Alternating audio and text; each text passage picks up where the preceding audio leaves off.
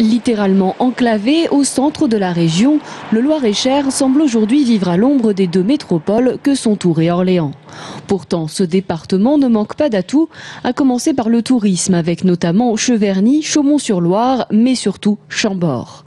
Des sites prestigieux auxquels s'ajoutent 21 autres châteaux, une trentaine de musées et de nombreux manoirs et édifices religieux. Au total, 150 monuments classés. Consciente de son potentiel, la destination touristique Cœur Val-de-Loire semble néanmoins avoir négligé son patrimoine et doit aujourd'hui revoir sa politique touristique.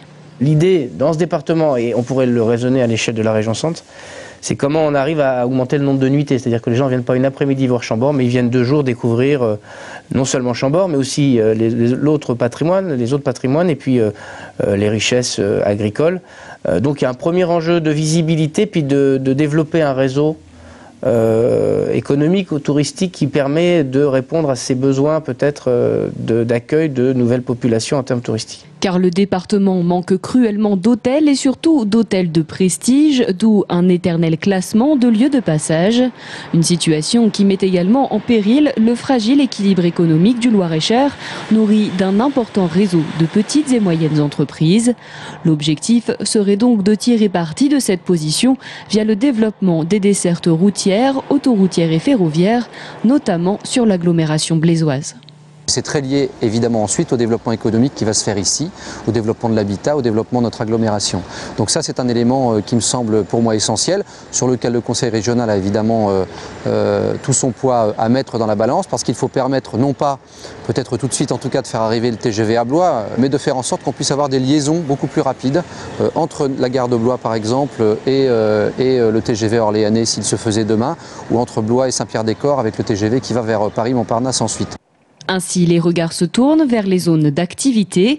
Par elles, le Loir-et-Cher entend faire perdurer sa forte tradition industrielle qui emploie aujourd'hui plus de 21% des actifs du département en favorisant l'implantation de PME et de grandes entreprises de logistique sur un même territoire.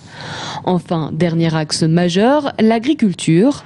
Fort de ses produits AOC, le Loir-et-Cher doit en effet mettre à profit la diversité de son territoire. Nous sommes un territoire extrêmement rural avec une diversité très importante de cultures et donc il y a aussi à favoriser, et c'est là que la région peut intervenir, une diversité dans les modes de production agricole et notamment qui permettent les circuits courts, qui permettent à certains agriculteurs de passer d'une agriculture traditionnelle à une agriculture biologique, ce qui est fortement attendu par nos concitoyens.